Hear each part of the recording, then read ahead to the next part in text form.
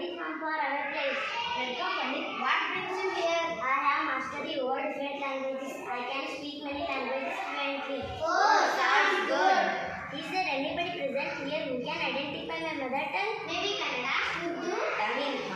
Oh no, they are not my mother tongue. And you said you were defeat? Oh no. Well, Pandit, I shall find out your mother tongue in Arabic. Glad to hear that. You will take your own time.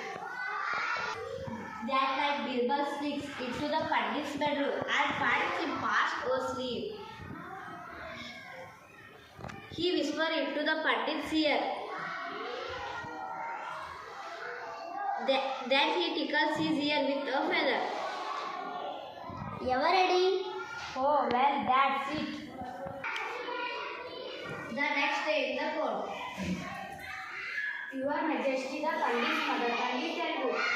Yes. Well done, Birbal. What have you identified it? Your Majesty, he finds some difficulty a person speaks his mother tongue. Clever Birbal. You have indeed proved your wit again. Thank you, Your Majesty. Hooray!